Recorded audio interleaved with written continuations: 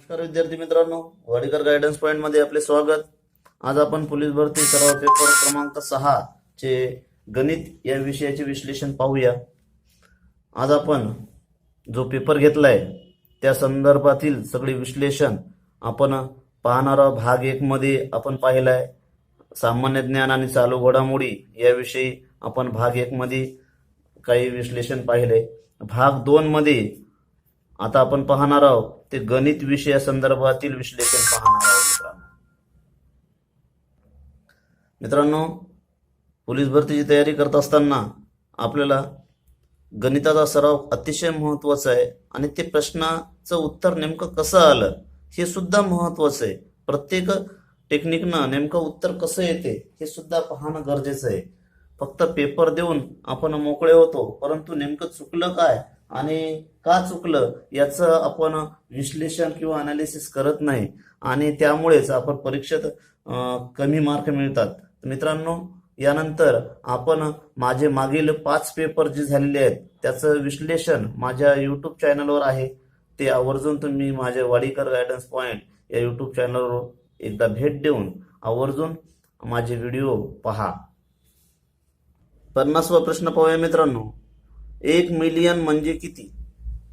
पहिला पर्याय 1 करोड, दुसरा आहे 1 लाख, दुसरा आहे 10 करोड आणि चौथा आहे 10 लाख। तर मित्रांनो, 1 मिलियन आणि 1 बिलियन हे काय कन्सेप्ट आहे ते आपण समजून घेऊया। 1 मिलियन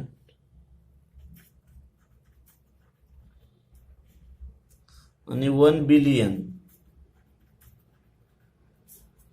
1 मिलियन म्हणजेच 10 लाख।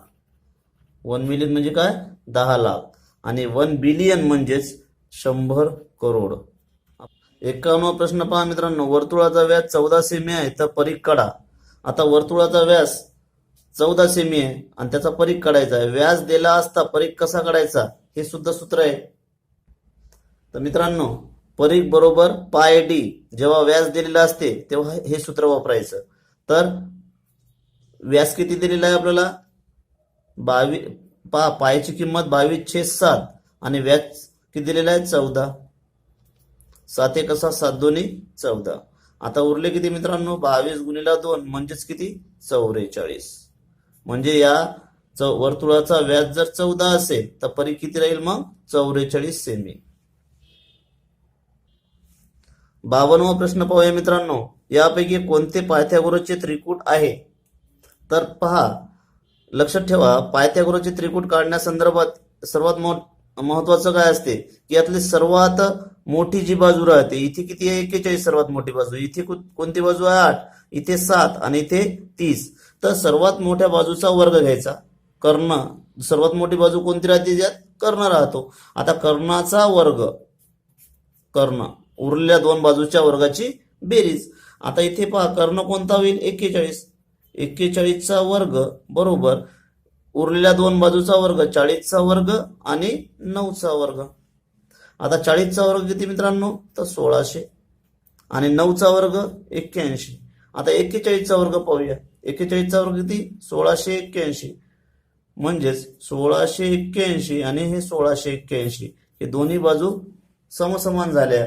जेव्हा जी मोठी बाजू असते उरलेल्या 2 बाजूच्या वर्गाच्या बेरजे एवढे असते, तर हे काय राहते? काटकोन त्रिकोण पायथागोरस नुसार पाहिलं आपण। तर हे काय आहे? पायथागोरस त्रिकूट आहे। आता जर पहिलाच ऑप्शन जर पायथागोरस नुसार त्रिकूट जर असेल तर इतर जे आपल्याला पर्याय दिलेले आहे ते चेक करायचं काम नाही।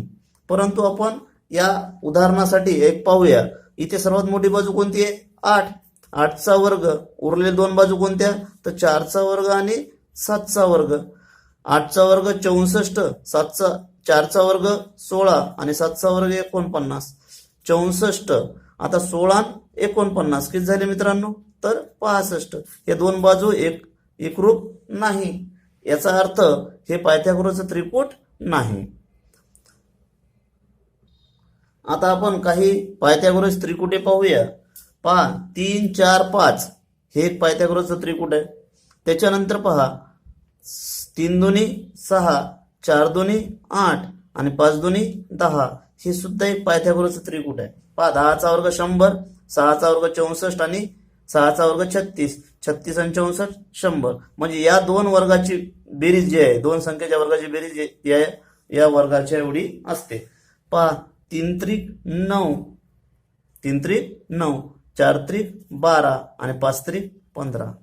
हे सुद्धा एक त्रिकूट आहे. नंतर 3 चोक 12, 4 चोक 16, 5 चोक 20. हे सुद्धा एक त्रिकूट आहे. 3 पाची 15, 5 चोक 4 पंच 20 आणि 5 पाचा 25. हे सुद्धा त्रिकूट आहे. म्हणजे 3, 6, 9, 12, 15 हे पाडा सोबत न्यायचा. नंतर हे सुद्धा एक पाडा वाढवायचा आणि हे 5चा पाडा वाढवायचा. हे सगळे काय त्रिकूट आहे. म्हणजे याच्या वर्गाची बेरीज ही उरलेल्या दोन वर्गाच्या या बाजूच्या वर्गाच्या एवढी आहे पायथागोरसच्या त्रिकुटानुसार. हे एवढे त्रिकूट लक्षात ठेवा मित्रांनो. आणि दुसरी गोष्ट, जर हे एक लक्षात असू द्या की जर हा काटकोन त्रिकोण आहे आणि एक बाजू 9 आहे, विषम असेल, एक बाजू विषम असेल आणि इथे 40 असेल, तर हे लक्षात ठेवायचं की 9चा वर्ग किती? 81. 9चा वर्ग 81. 81 चे असे दोन अवयव पाडवा की ते लगतचे असले पाहिजेत. म्हणजे 40 आणि 41. तर 40 ही बाजू राहील आणि मोठी जी बाजू आहे ती कर्ण राहील, म्हणजे 41. पहा 9, 40, 41. 53 उदाहरण पहा मित्रांनो. वर्गमुळात 256 चा वर्ग. आता एक लक्षात ठेवा की हा जर वर्ग निघत असेल, कधी लक्षात ठेवा, वर्गमूळ निघत असेल तर आपण नेहमी पहा हे जर वर्गमूळ काढायचं असेल तर 1/2 घेतो, 1/2 घेत असतो. हे वर्गमूळच होय आणि हे सुद्धा वर्गमूळ. तर पहा आता 256 इथे 2 गुणिला 1/2 आहे, 2 2 कटले म्हणजे राहिले किती मित्रांनो? 256. म्हणजे उत्तर किती आलं? 256. 54 गणित पाहूया मित्रांनो. 3/4 च्या 7/12 मध्ये किती मिळवल्यास बेरीज 1/2 येईल? पहा 3/4 च्या म्हणजे गुणाकार, 7/12 मध्ये किती मिळवल्यास बेरीज 1/2 येईल? पहा आता 3 1 3, 3 चौक 12 म्हणजे उरले किती इथे? 7/16 अधिक x बरोबर 1/2. x बरोबर 1/2 वजा 7/16. x बरोबर 16 1 16, 2 7 14 छेद 32. म्हणजे जिथे किती होईल मित्रांनो? x बरोबर 16तून 14 गेले, 2 राहिले, छेद 32. x बरोबर 1/16 आणि इथे पर्याय आहे का मित्रांनो? तो आहे 1/16. फक्त काय करायचं, जी कंडिशन सांगितली त्या पद्धतीने आपण स्टेप पाळत राहायच्या. च्या म्हणलं की गुणाकार. 55 गणित पाहूया मित्रांनो. 45 मजूर 50 दिवसात 25 खड्डे खोदतात, तर 30 मजुरांना 20 खड्डे खोदण्यात किती दिवस लागतील? इथे दोन कंडिशन आहे. 45 मजूर 50 दिवसात 25 खड्डे खोदतात, तर 30 मजूर 20 खड्डे खोदण्यात किती दिवस लागेल? आता पहा मॅन पॉवर किती आहे? 45. हे सूत्र वापरायचं, m गुणिला t भागीला w. मॅन किती आहेत? 45. टाइम किती लागला? तर 50 दिवस. आणि किती वर्क केलं? तर 25. इथे पहा मजूर 30 आणि टाइम वेळ विचारलाय, दिवस म्हणजे वेळ म्हणजे x धरू आपण. आणि किती खड्डे खोदतात? वेळ हे किती झाला? काम 20. आता इथे क्रिया करताना पहा x बरोबर 45 गुणिला 50 छेद 25 आणि हे इकडे आल्यावर व्यस्त होईल 20/30. पहा 25 1 25, 25 दोन्ही 50.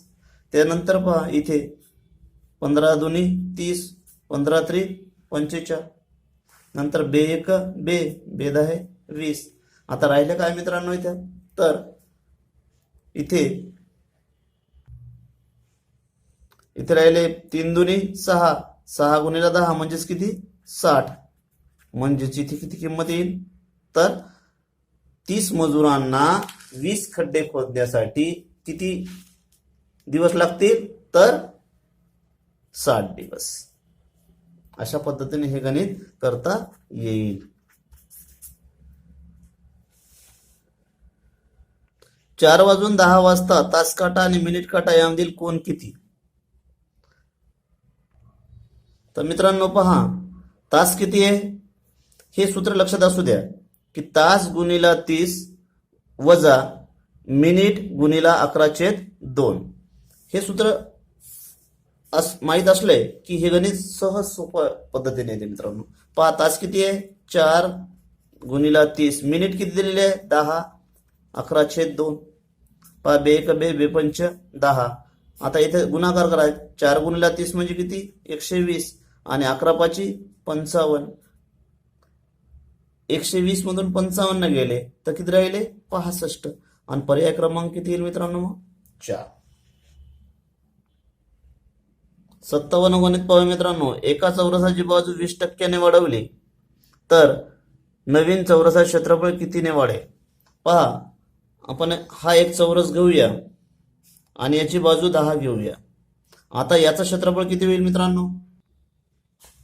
चौरसाचे क्षेत्रफळ चौरसाचे क्षेत्रफळ किती बाजूचा वर्ग, बाजू किती आहे 10, 10चा वर्ग म्हणजेच किती 100. आता चौरसाची बाजू 20% वाढवली, 20% म्हणजे पहिली बाजू किती होती 10. आता आपण ती 20% वाढवली. 20% म्हणजे 10चे 20%, 10चा 1% म्हणजे 1, 10चे 20% म्हणजे 2, म्हणजे बाजू किती झाली 12. कारण 10 ऑलरेडी होती, तिथे 20% वाढवली. 20% म्हणजे 10चे 20% 2, 10 मध्ये 2 मिळवले तर 12 झाले. आता चौरसाचे क्षेत्रफळ किती होईल. चौरसाचे क्षेत्रफळ बरोबर बाजूचा वर्ग. आता नवीन चौरसाचे क्षेत्रफळ बाजू किती झाली तर 12, 12चा वर्ग 144. आणि या 100 आणि 144 मध्ये फरक किती झाला तर तो झाला 44चा. किती झाला 44चा. म्हणजेच नवीन चौरसाचे क्षेत्रफळ किती होईल, कितीने वाढेल तर 44ने वाढेल. 58 गणित पाहून मित्रांनो. 600 गुणिला y% म्हणजेच 120 तर y ची किंमत किती. पहा आता 600 गुणिला y%. आता y% म्हणजेच इथे टक्के म्हणल्यावर आपण काय छेदाला किती घेतो 100 बरोबर 120 होते. 0 0 कटले म्हणजेच y बरोबर 120. आता हे इथे गुणिला होते, इकडे गेल्यावर तो भागीला येईल. y बरोबर किती 20, y बरोबर 20 म्हणजेच इथे y ची किंमत किती होईल मित्रांनो तर 20. पर्याय क्रमांक 2. 59 गणित पहा मित्रांनो. अथर्वचा पगार हर्षल पेक्षा 20% कमी आहे तर हर्षलचा पगार अथर्वपेक्षा किती टक्क्याने जास्त आहे. पहा मित्रांनो, जर इथे कमी आणि जास्त हा शब्द वापरला तर एकच सूत्र वापरायचं. कोणतं तर 100 गुणिला किती जे आहे संख्या 20% आहे तर 20 आणि 100 आता इथे कमी आहे म्हणजेच 20. पहा 100 गुणिला टक्का आणि 100 वजा टक्का, 100 गुणिला टक्का आणि 100 वजा टक्का हा सूत्र वापरायचं कमी असल्यामुळे. आणि जास्त असेल तर 100 गुणिला टक्का आणि 100 अधिक टक्का. आता इथे कमी आहे मग 100 गुणिला 20, 100 वजा 20 म्हणजे इथे किती येईल 100 गुणिला 20, 100 वजा 20 म्हणजेच किती 80. पहा 20 एक 20, 20 चौक 80 म्हणजे 100 भागिले 4. इथे 4 न जर भाग दिला 100ला तर किती उत्तर येते तर 25. म्हणजेच इथे किती टक्क्याने जास्त आहेत मग तर 25%. एकच सूत्र वापरायचं 100 गुणिला टक्का 100 वजा टक्का. हे सूत्र वापरलं की आपल्याला हे गणित सहज येते. 12 mm अधिक 13 सेंटीमीटर अधिक 2 मीटर बरोबर किती मीटर. आता मित्रांनो पहा इथे 12 मिलीमीटर आहे, 13 सेंटीमीटर आहे आणि 2 मीटर आहे आणि आपल्याला विचारलं कशात उत्तर मीटरमध्ये. आता मिलीमीटरचं रूपांतर जर मीटरमध्ये करायचं असेल तर आपल्याला इथे 12ला कशानं भागावं लागेल, तर किती मिलीमीटर म्हणजेच 1 मीटर, तर 1000 मिलीमीटर म्हणजेच 1 मीटर, आणि किती सेंटीमीटर म्हणजे 1 मीटर, तर 100 सेंटीमीटर म्हणजे 1 मीटर. आता इथे पहा 12ला कशानं भागायचं, 1000नं रूपांतर करण्यासाठी मीटरमध्ये. इथे 13ला 100नं अधिक 2. आता इथं 12ला जर 1000नं जर भागितलं तर उत्तर किती येईल मित्रांनो, 0.012. इथे किती उत्तर येईल, तर 0.13 आणि इथे 2 मीटर. आता या सगळ्यांची काय करावं लागेल आपल्याला, बेरीज. म्हणजेच इथे बेरीज करताना इथे आपल्याला सुद्धा 2 मीटरच्या नंतर पॉईंट जर घेतले, आता बेरीज पहा 2, नंतर इथे किती येईल, तर 1, इथे येईल 1 आणि 3 4 आणि 2, म्हणजेच 2.142 हे उत्तर येईल. म्हणजेच या सगळ्याची बेरीज किती मीटर येईल मित्रांनो, 2.142 मीटर. 62वा प्रश्न पाहूया मित्रांनो. 750 रुपये मुद्दलाची दर साल दर शेकडा 10 दराने किती वर्षात सरळ व्याजाचे दामदुप्पट होईल. सरळ व्याजाचे दामदुप्पट, तर सरळ व्याजाने दामदुप्पट म्हणजेच दुप्पट. आता इथे आर बरोबर 10 दिलेला आहे, एक्स बरोबर 2. सरळ व्याजाचे दामदुप्पट म्हणजे एक्स बरोबर किती, 2, आणि किती वर्षात विचारलंय म्हणजे टाइम विचारलाय.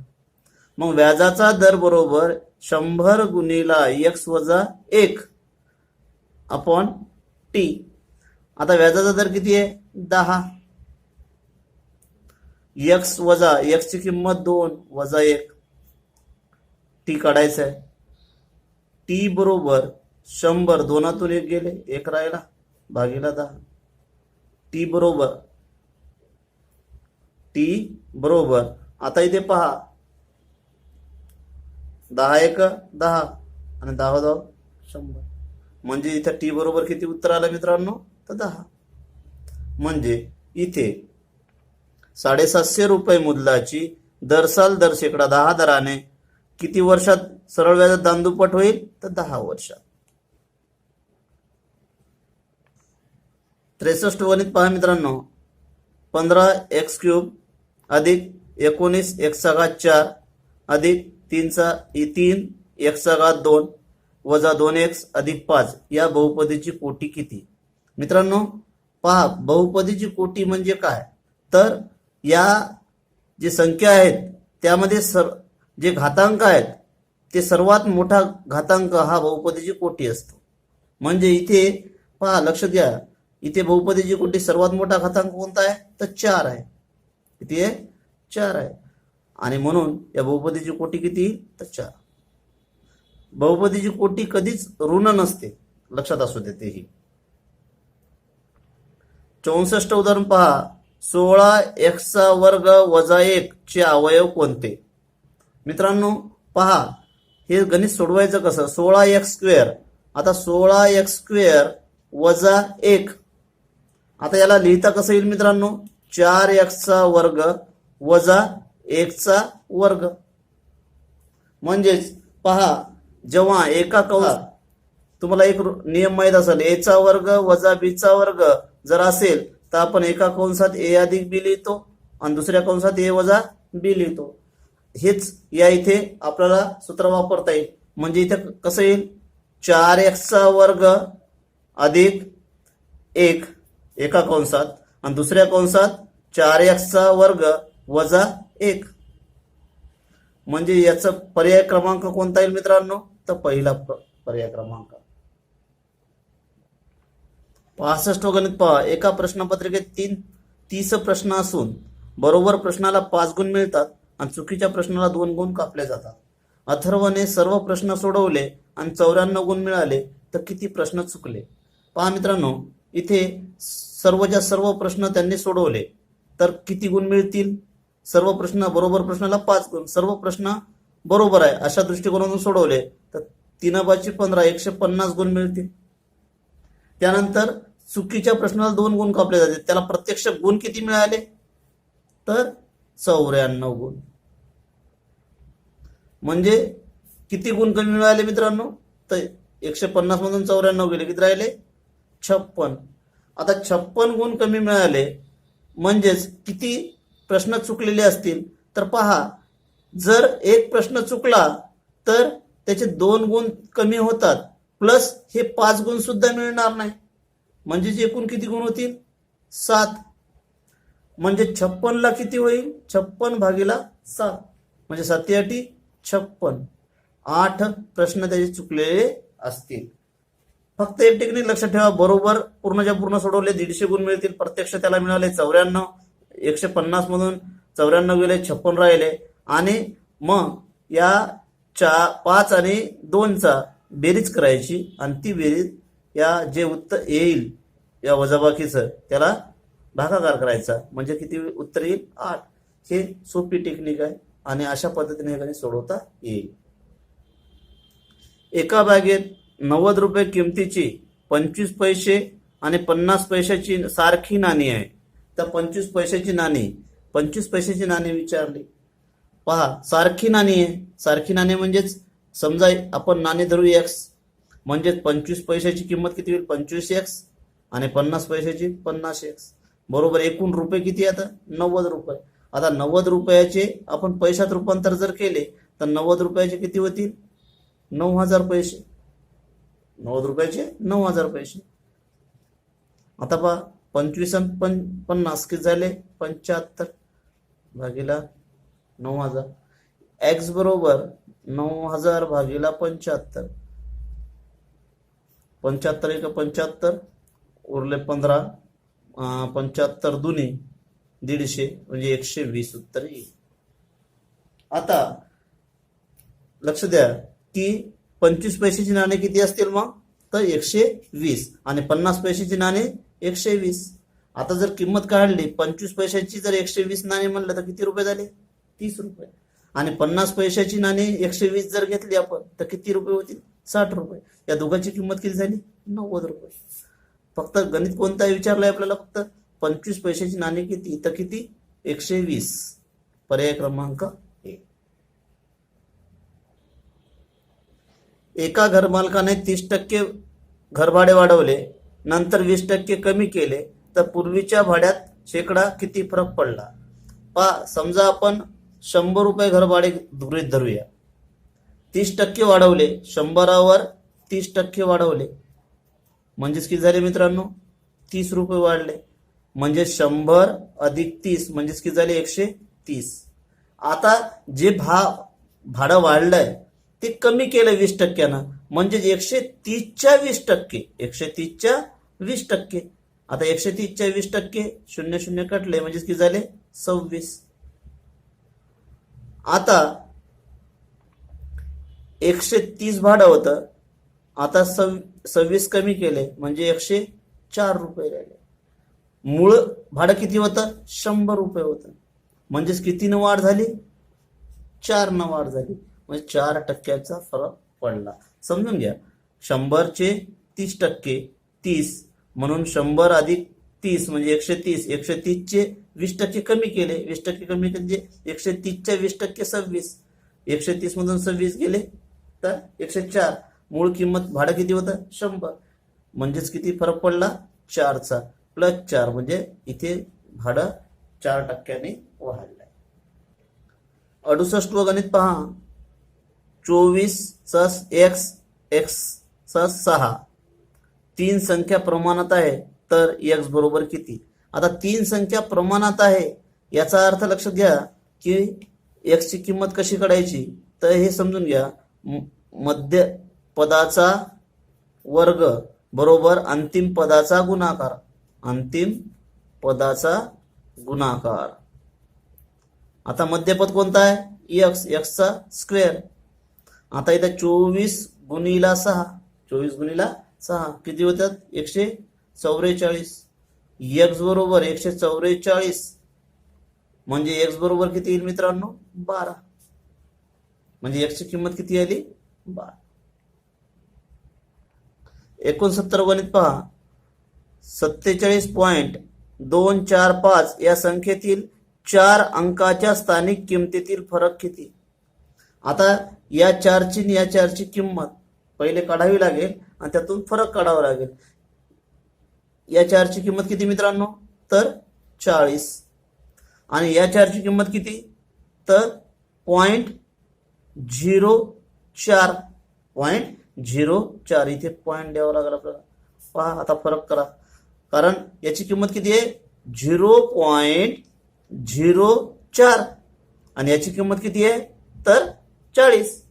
आता वजा 39.96 हे उत्तर येईल. वजाबाकी जर केले 40 पॉईंट मधून 0.4 जर गेले तर 39.96 हे उत्तर येईल. फक्त इथे या अंकाची स्थानिक किंमत आपल्याला माहित पाहिजे, त्याचे फरक म्हणजे वजाबाकी. 70 नंबर गणित पहा. 1 ते 100 पर्यंतच्या संख्यामध्ये 9 अंक हा किती वेळेस येतो. तर पहा मित्रांनो 1 ते 100 मध्ये 0 अंक 11 वेळेस येत असतो, 1 अंक हा 21 वेळेस येतो आणि 2 ते 9 पर्यंतचे अंक हे 20 वेळेस येत असतात. हे सुद्धा लक्षात ठेवा आणि पाठ करा, म्हणजे पेपरच्या वेळेस आपल्याला ते मोजायचं काम पडलं नाही पाहिजे. तर 9 हा अंक किती वेळेस येते 1 ते 100 मध्ये तर 20 वेळेस. 71 नंबर गणित पहा.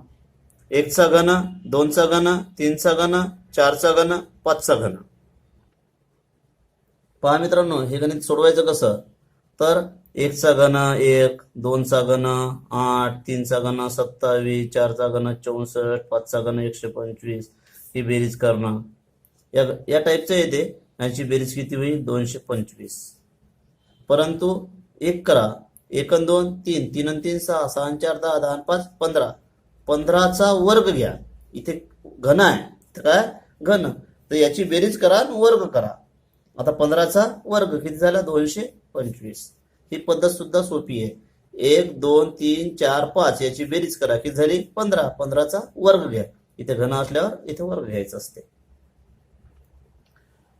72 नंबरचं गणित पहा.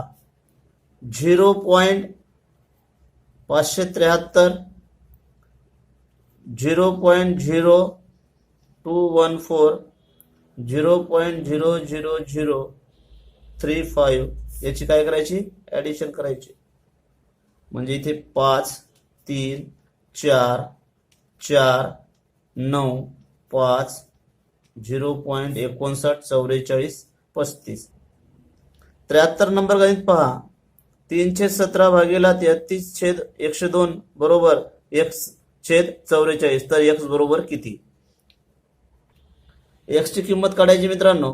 तर पहा 317 गुणिला इथं भागिलेचं गुणिला आणि हे व्यस्त करतो आपण 102/33 बरोबर x/44.